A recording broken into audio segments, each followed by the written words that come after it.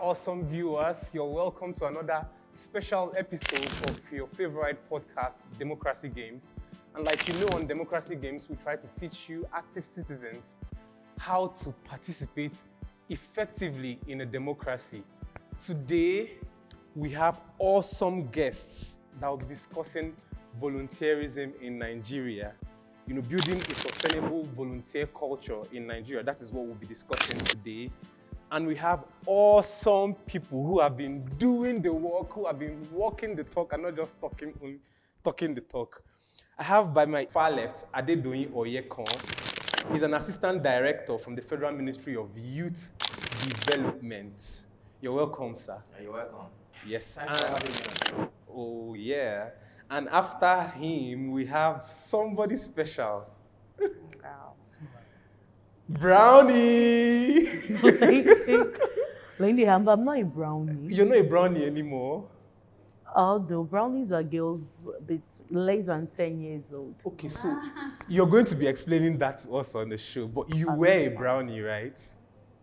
My uniform is not brown. Brownies wear brown. You were. Okay, yeah, I was once a brownie. That was Exactly. many years So ago. you identify with the Girls Guide community. Yeah. This is Sarah Evbotokhai Obiarah. I hope I pronounced that correctly. My name is Sarah Evbotokhai Obiarah. Please don't murder my Evbotokhai Obiarah. don't murder my Edo name. Okay, Yeah. okay. You're a full Nigerian, Edo and Igbo, I see. And she's the FCT Commissioner and PRO for National Association of Uniform Voluntary Organization. Thank you very much. You're That welcome, was ma'am. correct. And after her, we have Onyekachi Kingsley Anumata, the Executive Director for Ecoverse Green Initiative. All right, sir. You're welcome to the show. And the last but not the least before me is Lami Bature, who is also an Assistant Director from the Federal Ministry of Youth Development. You're welcome to the show, Good ma'am. afternoon to us all, and I'm happy to be with you this afternoon. Thank you. Yes. So together we'll be having an awesome conversation on volunteerism. You notice we have two people from the Ministry of Youth, balanced, because when you talk about volunteerism, lots of young persons want to get involved in volunteerism. So today we would be, looking at the dynamics, hear their experiences on the field, and know how we can build our national cohesion and development through volunteerism. So where would I start? I will start from, of course, All right, ma. Being in the Girls Guide, I know you've been volunteering right from childhood. Am I correct? As a brownie, we always say lend a hand. So lend a hand, it's synonymous to volunteerism. Please tell us about that experience.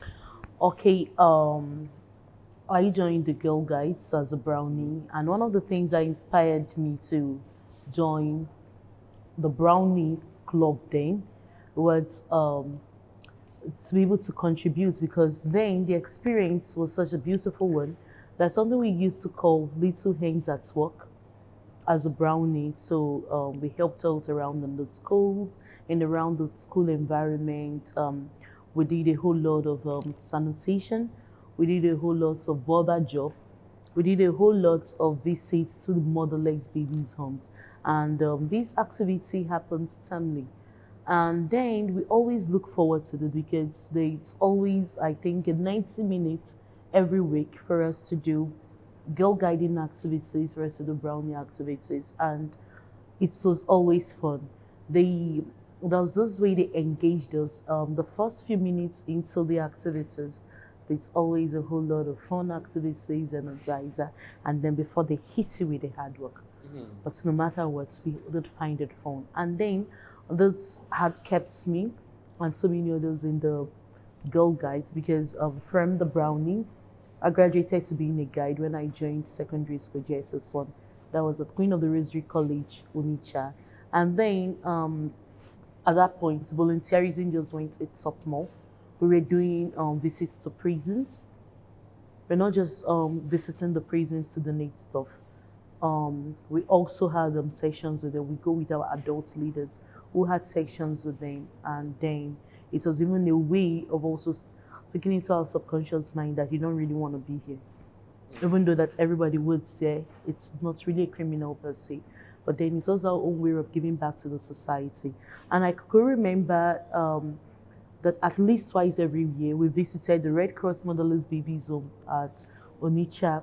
Then we always take things there. And then this is the experience for me. We necessarily don't need to buy those things. We necessarily don't need to bring this. We actually, at that age, we've started what we call resource mobilization. We go into the community, we go into the market, and talk to people and get them to donate things to us. Like at that early age, we were excellent mobilizers. And I think it had helped me in my career, because by then, and then in our patrols, it was always a competition of who is bringing in more. Most of these things were there, so who is bringing in more? So we had to be at the top of our game to be able to meet up with our attacks and to be able to also end points for our units. And then I would say it has been an awesome experience. And as another leader now, I'm just doing the same things and also bringing it up to date with what is applicable now to the younger ones out there, to ensure that they understand that those little impacts, volunteerism and all of that, it impacts our life. And yeah, so this volunteer culture has grown with you from childhood, and now as an adult, you're still doing the same volunteering. Mr. Onyekachi, I know you've done a lot of volunteering and you have lots of experience as a volunteer. I think I can even call you a professional volunteer at this point. So, sir, from your experience out there in the field, what kind of training and development programs are necessary to build and maintain a skilled, I'm laying emphasis on skilled and motivated volunteer workforce? Okay, so, excuse me. So if I will I'll come from the perspective of an individual. Okay. So everyone should, it's like when you're looking out to specialize in a skill or you're trying to build a career in a certain area. So you need to ask yourself your journey. You need to look from where you are and where you're going. So by the time you find out your core purpose of volunteerism, you now look at the area where you can now go to give your service or give yourself to serve. So looking at the workforce, from a question, you said the skills, right? So when you're able to look at that, so for me, at the time I started, it was more like I needed to get that exposure. And then I think I was very intentional with connecting with people. So it helps my networking skills. It helps my connectivity with people that I can even interact with anybody. Even the president is here, I can have that conversation with him with full confidence, without any fear of, I can interact with anybody, yeah? Now that for me, I was looking out for exposure, I was looking out for networking. Now, but if I'm bringing it to an individual, what is your essence of going to volunteer? Are you going to build a skill in one area, maybe for instance, leadership? Is it to learn management? Is it to learn administrative? For instance, you want to go and learn how to run an organization. You can go into an organization, maybe you have like organizations that are focused, tailored organizations where maybe they're focused on skills. For instance, maybe tailoring, digital marketing, graphics, or are you looking at going to ministry? Maybe you want to see yourself working in government, public servants or private, or you want to go into CSOs. Maybe you want to work in social development. So you need to find where you want to. You need to first of all ask yourself, where am I going to? Then you now find how to align that. So it's either you want to go in the angle of diversity. You want to gain knowledge from all angles and then find where you focus on, or you want to choose and stay. There are people that don't like to do multiple tasks. So they just want to stay, okay, I want to go into digital marketing. I'm just focusing on digital marketing. But for me, it was more like I want to be able to learn leadership. I want to be able to run my own organization. So diversity, so for the part of the workforce, it is not always from the place of where you're going to serve, but from where you yourself that is coming to serve. Because every organization have their own work plan, work policies, but you that know what you're looking for will find that skill that you want to develop and then look for that organization that has that skill that you want to develop to go there and channel the energy. Interesting, Yeah. interesting. Yeah. Yes, yes. I don't know if you have, you wanted to say something? Yeah, I may add to it. As a youth development officer, you know, kind of training we engage when coming to this kind of job is this. As a youth development officer, irrespective of your background, you know, we have traditional background, you understand? Maybe from your home, you've been practicing volunteerism, you know, from the community, from the village, whichever background. But formally now, as a youth development officer, coming in, you have to undergo what is called mandatory citizenship and leadership training. It is all encompassing. You get it? Like he said, so they'll teach you selfless service, community development, communication skills, leadership skills, empathy, and all the rest. It's all sort of lifelong skill learning. So while you'll be around before going out to meet the public. So the kind of training, and they'll teach you physical training too. So how can you, when you're in obstacle, whichever obstacle you may find yourself, how do you want to train people? How do you want to tell the youth, how can they escape, find solution to problems, even physical problems, not to talk of mental or whatever problem. So they teach you mental, physical, every kind of problem you may want to encounter in the course of doing your job. You get it? So you go through mountain school, valley school, forest school, so all kind of obstacles so that you'll be all around in going out and facing people. So because we have different category of youth that we deal with, those in drug, on the street, illiterate, literate, outback, whichever, those with mental health and other stuff. So how will you be all around? How can you organize a program in a camp? How can you organize a program in an hotel?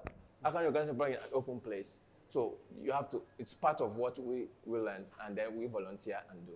Thank you. Yes. So, and also you have to also look at, are you trying to develop your soft skills or hard skills or both ways? Yes. So these are things that will also propel you to the area where you want to focus. Yeah. Just to put a whole way, capacity building is just at the core of anything as a volunteer. So I think it is the first step. Okay. Your entry into volunteering, capacity building is very young. And I will give that to the Federal Ministry of Youth Development. They've done a whole lot on capacity building with other partners. I've attended, and I'm still willing to attend more. And also, I think I would also give that also to other organizations out there, including my organization. At least one of the things I've learned too, it's from leadership development to all what he has said. And I think capacity building, it's the key entry point, because that's the level of capacity building we get is what's Fuels the demand. what fuels the demand, and also the outputs as well. Yeah, because one would think that if you're coming to volunteer, you have a particular skill set or service which you're willing to offer. Yes. Yeah, so that leads me to the question, how is the Ministry of Youth involving themselves? What are we doing as the Ministry of Youth, Federal Ministry of Youth, to harness the large population of young persons we have in Nigeria to engender national cohesion and development? Yes, ma'am. Thank you. Yes, ma'am. Just as the name of the ministry applies, is for young persons. So you see that we normally in our programs, we make sure we bring in resource persons that will teach our young people on what it entails to be a volunteer. You know, when you want to volunteer, it entails you giving freely, especially services at community level. So you see that we organize programs that will help promote that spirit of volunteerism. It may interest you to know that the first AU volunteerism corps that was organized was in Nigeria. That was 2010. Although it was the federal government, but it was through the Federal Ministry of Youth then. So we're able to organize this program where youth from various countries came, and we promoted that spirit of volunteerism. By so doing, we've created a lot of awareness. So you see that the ministry have been there, just like my colleague has earlier mentioned, like this Citizenship and Leadership Training Center is a parastatal in the ministry. These are where young people are taught how to volunteer, to bring out the spirit of volunteerism in them. You know, these days, sometimes some people have the notion that volunteerism is all about making money. No, it's not. It's something that you do, it's within you. You have compassion for what will I contribute as a person to get through my services to the community. Just as you say, it may be in any situation. For example, in Citizenship and Leadership Training Center, they give them so many trainings. When there is disaster, how as a youth will you be able to regularly help someone in need? You understand? So you see, even in the NYC scheme, yes, they teach them voluntarily to an extent. So these are some of the training that the ministry believe that this issue of volunteerism is a multifaceted, something multisectoral. That's why we have so many NGOs within us. We key in issue of volunteerism because we feel the ministry alone cannot do it. We need religious organizations, NGOs, just like community-based religious. So we bring them together. These are people that can come together and they will, in one way or the other, foster that spirit of volunteerism, create awareness, and promote what it entails. Because I believe there are some people out there, young person, that don't really know what volunteerism is all about. But for us working with these other organizations, it helps us to promote what volunteerism is all about. So the ministry is doing a lot at creating awareness on what volunteerism is all about. Going further, Yes. Adding to that, in all our programs, she can testify. So we make them do tasks. We'll choose leader amongst them. So we are building that leadership skill. Then through that, if it's a camp setting, they will really want to do the cleaning. They really want to be part of the cooking. So you can see the way we are trying to train them so that they will adapt and be in charge of solution providers. So there's one program we used to do then, and we still do it. We call it local youth exchange. Youth exchange in general. So in that youth exchange, you know what we do? We bring youth from different states to a particular state. You can bring them from the south, take them to the north. Really? You understand? Yeah. This is still ongoing. Yes, still ongoing. Cultural exchange, cohesion, unity, it's a unifying factor. So getting there, they get to learn from each other. And they are the one in charge. They volunteer. As they are coming with gifts. People from the south, we gift those from the north. While from the north, we gift. You understand? We visited, we read places and other stuff. And we do international youth exchange too. This international youth exchange, we do it this way. We can pick some youths, maybe 20, 30, depending on the budget. Take them abroad. The last one we did, we went to Japan.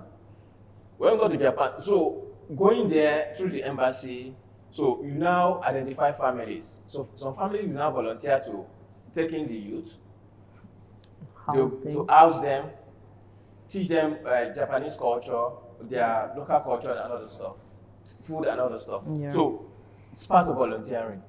So it's part of what they learn. They see how the family now entertain and takes care of them. So coming home too, they replicate. So it's a form of letting them, exposing them within the beyond the Nigerian space. You understand? So that they can know that even abroad you can still volunteer. So we're exposing them to a different kind of exposure so that that spirit can really be with them. But thank you. I think in that model too, it's also Girl Guides and some uniformed voluntary organization. I'm aware, like for my own organization, for the past few years, we've also engaged in what we call the LEAP exchange projects, Leadership Empowerment Advancement Projects. So the Leadership Empowerment and Advancement Project, what we do every year, it's around June and July, we lift about 3 young women from different states, and then we send them into states, most especially to states where they've never been before. Now there is a host family for those young women, and what they do basically, it's going to the communities, going to schools, going to religious centers, trying and set up Girl Guide company. And within those few weeks that are there, they're going to take their new recruits through body confidence, on self-esteem, through our body confidence and self-esteem curriculum. That is our action on body confidence. Our entrepreneurship curriculum, which is prepared to work, prepared to live. This is empowering young people economically, and so many other activities. Just this is just to encourage these young people and also inspire the other young people that they will meet at their host location to also volunteer. And in the same vein, we also have what we call the Youth Exchange South to South program. It's quite unfortunate that Nigeria was not part of it's being sponsored by the Norwegian government, but then the World Association just had to put us in, hoping that the government would came into it so that Nigeria could come in fully into the program. But we have been sending young people across Africa and the Middle East before now to go volunteer 6 months. And after they volunteer 6 months, they come back for 3 months in their home country and implement what they call Back to My Roots campaign. So whatsoever thing you've learned from those countries, you come back, implement it, and then we'll dismiss you from that. Because if you are ready to go out for 6 months, you should be able to volunteer. You should be able to come back, you understand, bring back the best practices from those places and also implement them here. So that is quite interesting. You wanted to say something? No, for me, one of the things I want to also make references to, thank God that we have great people from the Ministry of Youth. I've been privileged to travel, and I've seen that there are lots of, there are countries where you have social centers. And the essence of those social centers, it's to encourage diversity. Diversity in strength, diversity in culture, diversity within the local community. And those things are channels where you can actually encourage insecurity. Because if I form an alliance with you as my neighbor, and I'm in that social center where the social center, like a hub like this where we are, and then you have the place where you have professionals that come in there, you have an idea, you come to the social center, you have a hall that you can even use to organize the event, you don't have to pay for it, you bring other young people within the community, you talk to them about the initiative, you form a group of, like minds, you go into the community and do a project, you come back. Now it's a challenge process where everyone is seeing the impact and the results you're bringing on board. And then everyone wants to come up with their own initiative. Sometimes they work together, sometimes they work as an individual. But here, what do we have from the ministry? With all due respect, do we have, like for instance, let me use Kuba as a reference point. Do we have any social center there? No. Do we have in other places? A social center is not local government. A social center, where I'm coming, excuse me, please. What kind of a social center where you have, that is state of the art, where you have a computer system set up. You have a hall where young people can go in there without paying. You have leaders from the Ministry of Youth and even other state sister agencies that they are there to provide and guide them through whatever they are. And they also encourage not to lead, not to supervise, but let me not use the word not to supervise, but to allow them come in with their initiative, their idea, even if the idea is a rubbish idea. But they can help them to refine their idea, fine-tune it, and then help them to go out to their community and give back. Now, I'm not talking about a political social center. I'm talking about a free social center where people within the community benefit. In villages, you can call town halls, where meetings, they have like meetings, those town halls are being regulated, and there's a sustainability plan there because they pay dues, and it's managed by the community. But in the advanced country where you talk about social center, it has even a counselor is there. If I have career challenge, I should go there and seek advice. You don't pay for these things. And this is where we need to start rethinking our process as a country.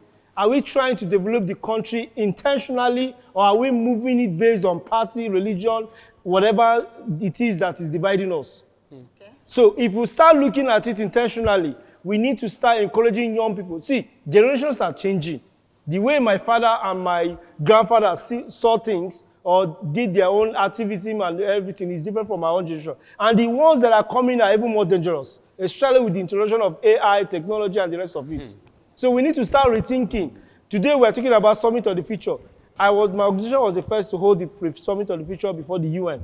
I was at the UN, and with the privilege, we were able to connect with the minister. And I really thank the Minister of Youth, Dr. Jamila. She's doing a lot. Yes, we appreciate. But we cannot put all our energy and power to the government. We, as an individual, we need to take up that. First, we need to be self-reliant. We need to be able to see what can we do. Then in organizations, whether private, public, agencies, the contributions, there should be a complete value chain where we all come together to provide solutions for our country. We shouldn't, because if we're all going to depend on the government, and because I think the system is set in a way that we grew up knowing that everything should be provided by the government. But when you go to other countries, you see that it is not like that. Everybody is encouraged to come up with a solution. Yeah. Everybody is encouraged to go to their community and do something. And that is why you see, within the European space, you see diversity. People can travel from one country to another country, and there is a free and flow movement. But here, even we, Africa as a nation, for me to go to another African country is a problem. Do you get? So, but we need to start rethinking. We need to first of all use the 5W and H. We need to start using that anytime we want to do. And then whatever project, whether government, individual, or organization, are we doing a human-centric project that interconnects all of us? It's not, I will not sit down and then you, as a ministry, you come up with a project. Did you ask if I need that project? And that's why we are wasting resources a lot of time. Because you're coming up with project thinking it's going to benefit me. No. Let me tell you something. Imagine if the government channel all these part of what they call these palliatives. Yeah. Now, imagine you have empty houses in Abuja here. We have empty houses in almost every part of the nation. And you go there and set up an IT hubs where young people walk in, they have free internet, free lights, and then you start seeing them come up with their creative intelligence. And they start producing things that will help the country grow. Let's start rethinking. It's not, if I go to events most times, the least thing I care for is food. But I want to get knowledge. I want to walk out of that place knowing that I came in empty and I went out full. Yeah, we're trying to link this to also how we're going to build a sustainable volunteer culture in Nigeria. Yeah, because that is what we are trying to. So I made a recommendation earlier. Let's start with the grassroots. Let's not neglect. Don't say they are too young. Okay, we can go to them and start teaching them from the grassroots. She made reference of, and I really picked some point from what she was saying. Now, this is from the age where they started, that little age. They start growing. And you can see how active she is. Can we hear? Yes, okay, sorry. Yes, okay. I like the passion Kingsley is really appreciated because most times passion force change, and then this kind of energy is all we needed. And you made mention of the social center. I think what you also need maybe a development center. I may not say for the states, but because we are in FCT, we really have to own FCT. The federal is here, maybe they can speak for other states. At the FCT level, we have the Youth Development Center, which is the Good Luck Patience Jonathan Youth Development Center. And I think I've had experience using that center about 3 years and 3 different times. Then I would want to say kudos to the FCT Youth Department, because it was a department up until a few weeks ago when it was stepped up to the level of a secretariat. Wow. And then the Patience Jonathan's Youth Center, first of all, I want to really applaud where it is. It's located at Inyanya, one of the suburb communities in Abuja, or in the FCT. I like the fact that it's not located in the city centers, where you just see skyscrapers, but it is located in a community.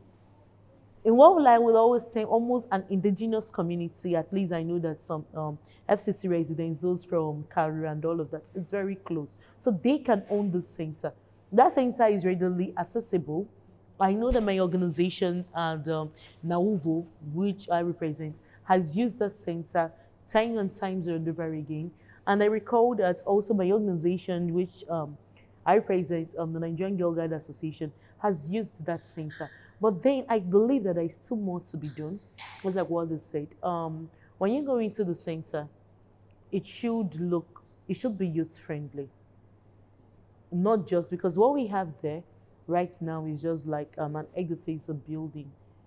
Or because there are computer labs which are very dusty when they're open, so you just have to clean and all of that. But it needs to be more functional. It needs to be more functional. And then we also need, I'm sure Kingsley didn't know that we had that in the FCT.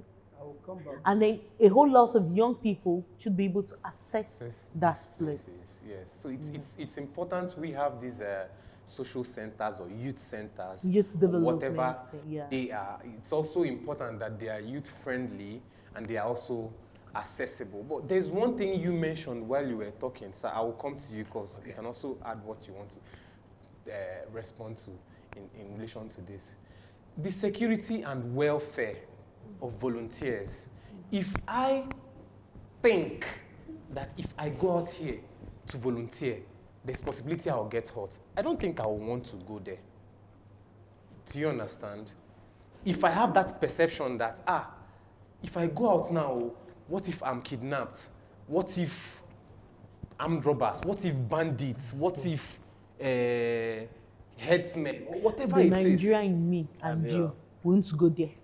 And I know that there are people who have had bad experiences. I know quite a number of persons, both in election observation and, all of that. How do we navigate through this as a girls' guide?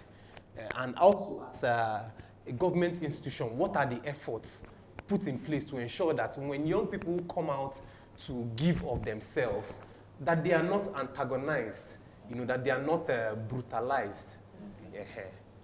Do you want me to speak? Ladies first. Both of you, Okay. please. Okay, if for this issue you just brought in, Yes, ma'am. with the Nigerian situation today, of course there may be a lot of young persons that really want to volunteer. But when you look at the areas that are prone to insecurity, definitely it may deter them from wanting to go. I think the government, although the government has been doing, but more needs to be done to tackle this issue of insecurity. What are those things that the government will do? So to me, I think if we want to use Nigeria, especially in areas that are prone to insecurity, which may discourage our youth from going, there is government still need to do more. As such, we promote that spirit of volunteerism. And for this issue of social center, I think the ministry, although we have youth development centers spread all over, geopolitical in many states, and just as you rightly noted, they are in most cases located in community, not within town. Yes. Community. And these are centers that have that is youth friendly, as far as I'm concerned.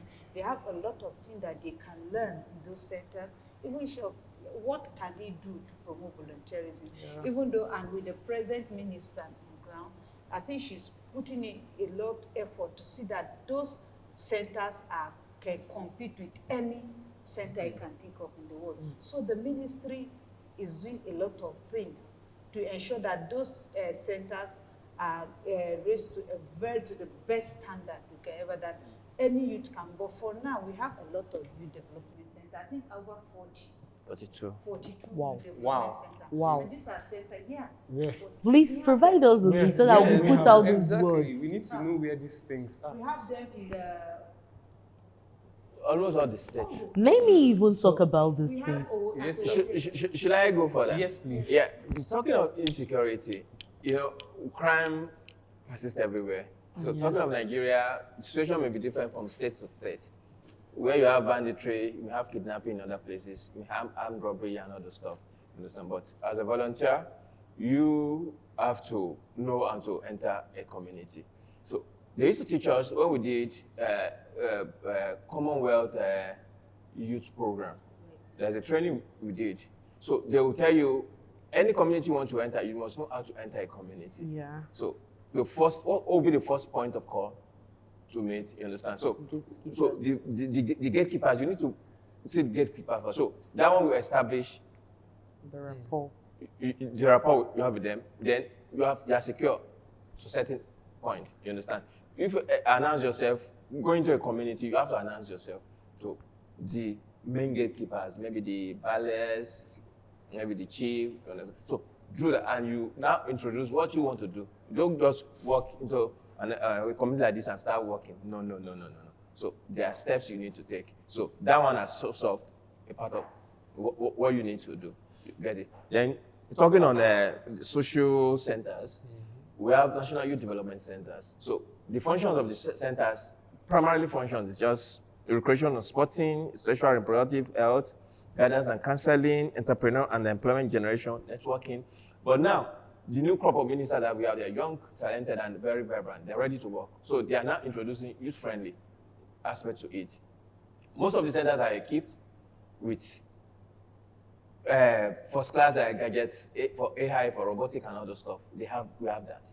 You get it? So they're now introducing youth-friendly. So recently, the Minister of State mentioned so many things concerning centers that we want to do. That in the FCT, we want to create something called the Youth House, which the president has approved of Youth House. Then going to the local government, you have something called the Greenhouse centers. So Greenhouse, then at the state is the youth centers. What they want to do is a meeting place for youth. They have to meet, talk, interact, network, then develop them. So those are the options. Then going further, we have something, what the ministry want to do now, youth village. It's a village where, like a community. Yeah. So we are thinking of the future. That, okay, you have a youth village. That village will have everything that will make the youth comfortable. ICT, entrepreneur, networking, gaming, all this stuff, online learning and other stuff. Just like a village. It is so big that you have all the facilities and equipment and everything that will make someone, a youth, be comfortable. So Niger State and one other state, the pilot states that we really want to do that one. And these places are up and running now. Yeah, the bidding has started, lands have been given, then just going on doing you get it. So we have so many things lined up, moving from the traditional way of doing things to getting to a modern way of, like he said. Yes. You get it? Things are moving. Like he said, he commended the ministers too. So things are moving. They are young, they are still vibrant, they are thinking. So I need to clarify. Okay. The world is moving very fast. Yes. Yeah. And I must say first to the president, with all due respect, he's doing his best. Yes. Now, it does not take a president alone to build a nation. No. Yeah. So the wrong mindset that we have is that we are looking up to the government for everything. Like I said before, yes. That mindset, that narrative needs to change. Yeah. The government is doing what they can at the time. But what I'm saying, with reference to America as of 10 years or 15 years ago that I did my research, there are over 3,000 mentorship centers. So when I talk about youth social center, sorry, please, there's two, like like you just explained, there are stages. Yes. But a social center is, built in that local community. You're measuring the President Jonathan center. So I live in Gwagwalada. I should take a car from there to youth center. No, that's not what I'm talking about. I'm talking about the youth center that is youth-friendly social center. And social center is not only for the youth. It's for everyone within the community. Yes. Wow. Even the community can have their town hall meetings there. Yes.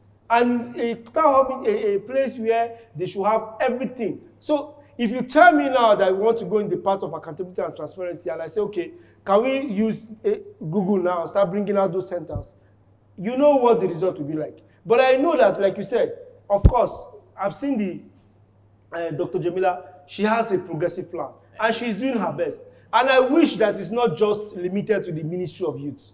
Now, should be, as the way we have CSR for organizations, let the ministries also have CSR, where they come together and form, we can do these things. Nigeria, we are blessed. We have the resources. Do you know there are countries with limited resources, but yet you can see innovations at high speed? What is the difference between this? It's just leadership. Yeah. Okay. So we need to start putting our priority right. And for me, I would say that the government are trying. Of course, the government are trying. But we need to also start holding everyone accountable, starting with the local government chairperson. Okay. We neglect this part of the government, the local government chair, because I shouldn't be expecting the president or the federal ministry should come and be fixing road in the local government. So let's even start from the grassroots. I'm more concerned about the grassroots. And that's why if you check all my emphasis, I talk about personal. Because it starts with the personal, Kingsley. the family, the community, Yeah. the local government, the state, then the nation. Kingsley, I just like that when you talk let's- about personal and all of that, Yeah. I still want to bring back, I still want to draw us back to what you Okay. talked about security. I think the issue about security in Nigeria has to do with behavioral change. Okay. I think a whole lot of social reorientation needs to be done.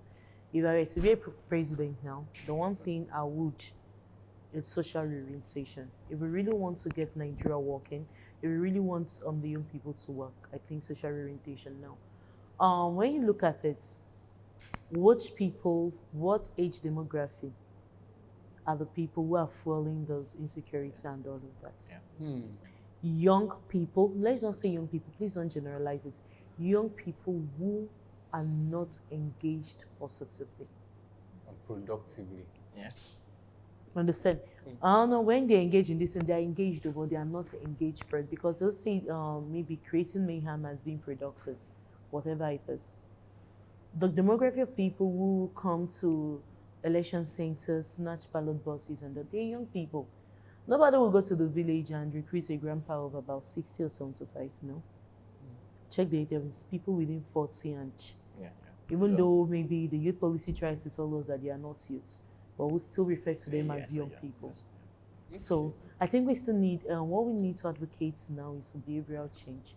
People need to own the security situation, you understand? It should be all our concern. Of course, if Abuja is not safe, we won't really want to come out. I remember during the last period, there was county movement. Come around the busy central business district is as if they asked everybody not to come out. And so we really, really, really need, we as young people, we also need to also advocate that we should make our spaces safe. We should be involved in securing our environment. When you see something, you say something. Let's even try and volunteer towards community policing. You may not really join the vigilante and all of that, but you can do a little bit of whistleblowing here and there. When you dictate wrong movement to point it out. And all of that. And so just to add to that part of security. Can he just let Okay. him just, yes, Yeah. please. Adding to that, you understand, policymakers find it difficult to understand the importance and meaning of youth development. So that's why we're having a problem now. In the advanced countries, what they spend on youth development, they start from childhood. They have benefit and all the stuff for them. So they engage them. Catch them young. You get it. But here in Nigeria, we spend more on security and insecurity and all of those stuff. So I didn't mean they tackle youth development right from the start. We won't get all this problem of it. President Tinubu coming in got to understand that NYSC, that's National Youth Service Corps. Why would corpers, after finishing their 1-year mandatory service, still be unemployed? So he said the ministry should find a way to reform the NYSC. That is very important. You get it? That Well, is very we keep on producing unemployed youth. Coming from university, doing 1-year mandatory, spending money, and then, so the ministry is really working on that now. Very soon, you see the outcome and see the recommendation. Interesting. We're really looking. Remember, you heard that first on Democracy Games podcast. We're going to reform NYSC. And I need to comment. So I need to comment Lagos State. You can see there are parks all over with free Wi-Fi and all the stuff. Wow. To engage youth. Interesting. Every local social government, centers. youth-friendly park.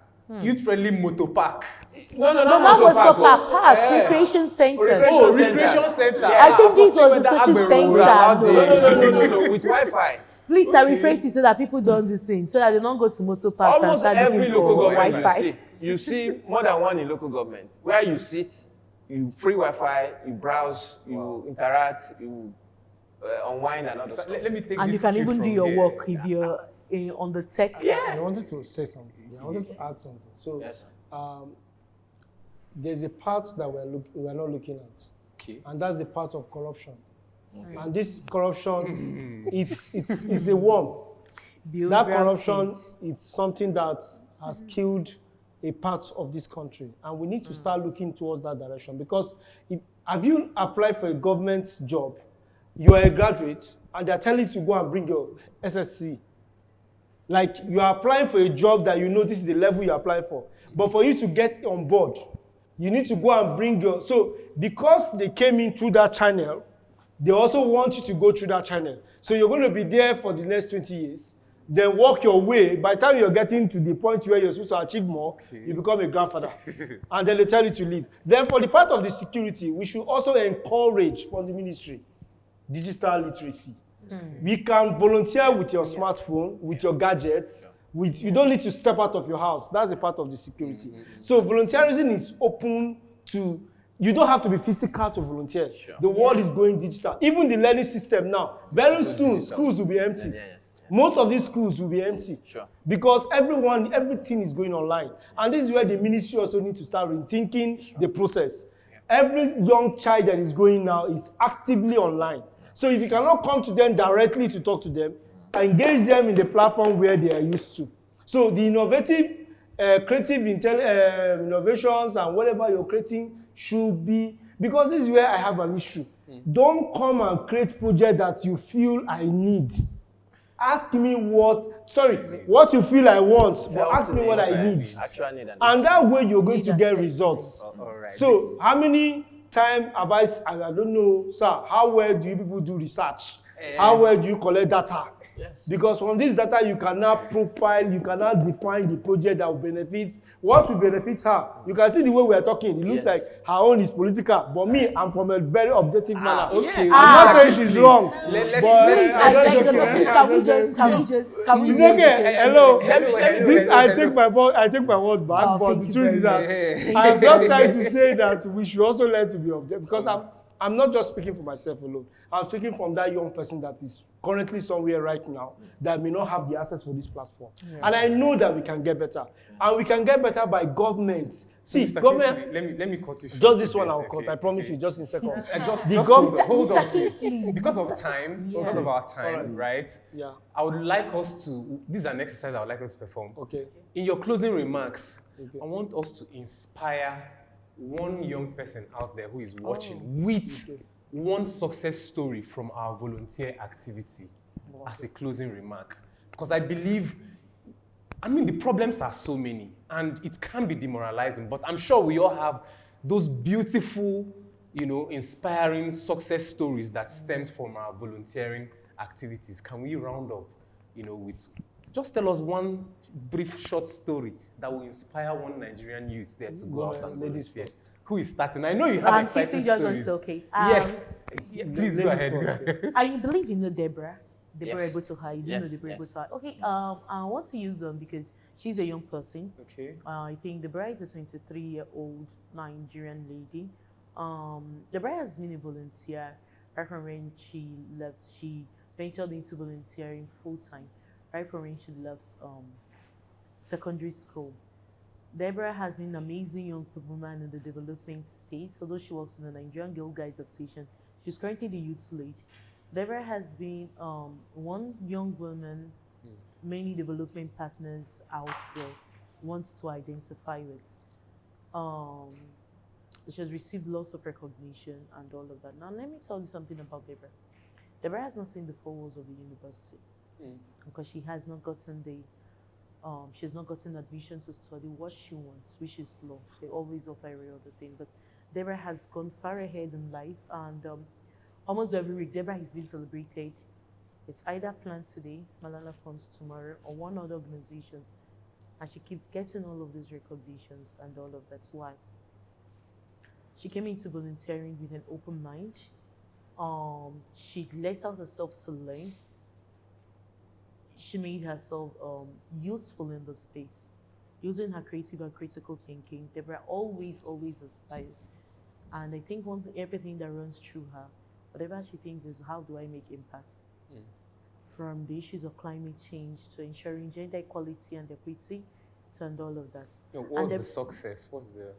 Now today, Deborah can stand in front of world leaders, just always, and engage with them. And then they don't even know that this young woman has not even seen the forwards of the investors and all of that. And then she has a large followership of people who are looking forward to. And then when she now tells you the level you are, you won't really believe. And then I see a whole lot for her. All and right. I didn't miss money. So Please, sir. Yeah. Success stories. Yeah. Please. To shock you, do you know the CV and all those stuff I sent to you concerning admission to University of Abuja is for Deborah. Okay, Wow. interesting. So for her to get admission, so I'm trying to help her to do that. Wow, and this is all because she has been volunteering and Definitely. it's been seen that Definitely. she has the One young capacity woman and in deserves the to go to States school. doing amazing So you work. heard it, young people. You want admission, start volunteering in your community. How can you give back to your community? Someone might just see you and push you forward. Yes, sir. You Yeah. I'll just go. I won't talk of a lady this time. Let me go to the male gender. Okay. We have someone called Ben Duntoye. Oh, my leader. So he started volunteering right from a young age. Through this act, he became the president of the National Youth Council of Nigeria. Wow. From secretary to become the president of the National Youth Council of Nigeria. From there, he became the first Nigerian to be, what's this organization? Pan-African Union, Union Youth. Yes, PAN-U. He became the first person to be the president. Wow. The first Nigerian and the first African to be the president because of his activities and all stuff. So due to that, the Kwara State government made him Commissioner for Information. And Commonwealth, yes, yeah, Commonwealth. Then Commonwealth Youth Workers Association made him a board member. He's not a board member of the Commonwealth Association of Youth Workers. Wow. Thank you. Interesting. Let's see. Okay. No, we're not allowing you to go last. Yes, please. Okay. Well, we all can tell talk about the yourself. success story of the Not Young to Run. Yes, I yes. was actively involved in that. Sure.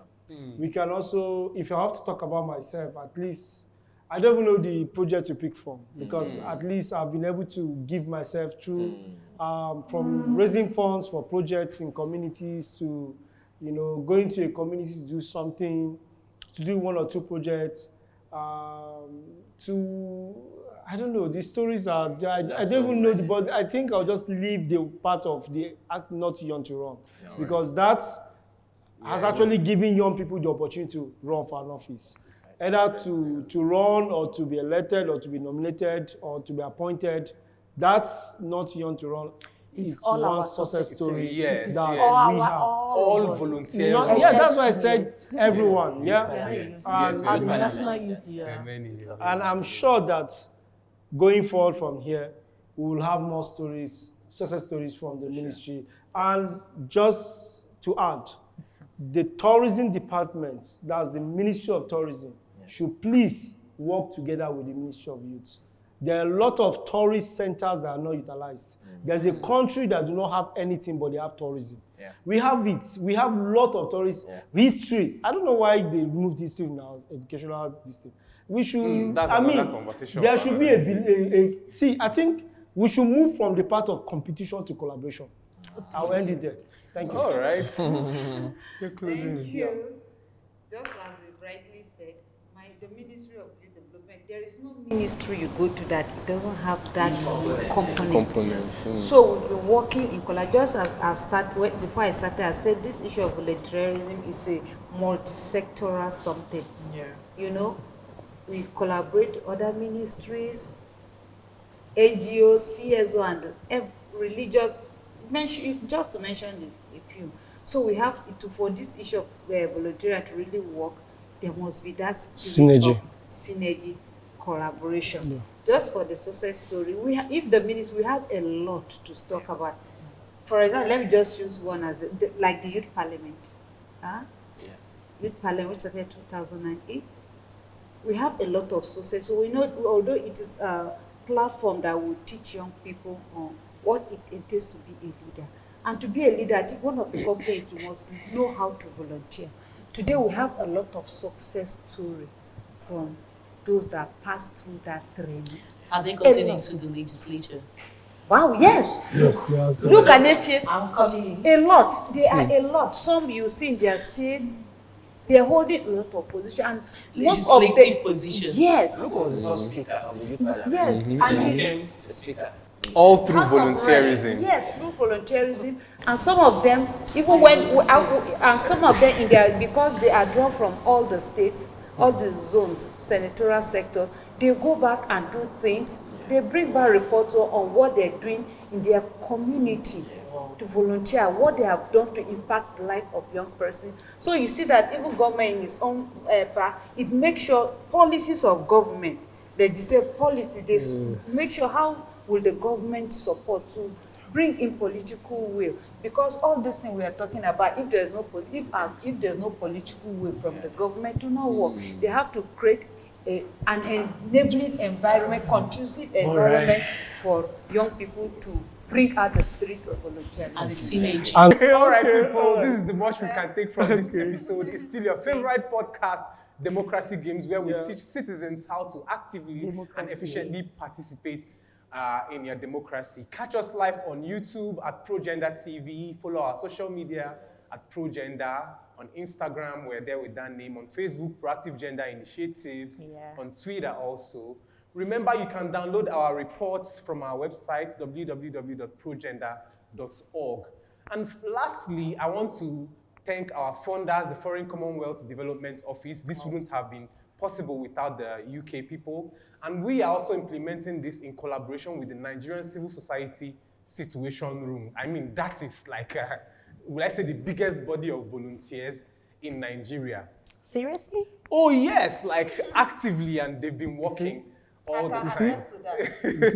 You know. So, I want to tell you, who are the heroes of Nigerian democracy? I want to tell you that the heroes of Nigerian democracy are those people who would freely and willingly give themselves to defend our fatherland. And I encourage you, go and do something for your community, for your society, structured, that is really tailored towards community cohesion and national development. And together, I tell you, we can achieve the Nigerian dream. God bless Nigeria, and Nigeria always. Yes. See you again next time on your favorite podcast, Democracy Games. I remain your host, Oji Steven. Ta-da! Bye. Like and share.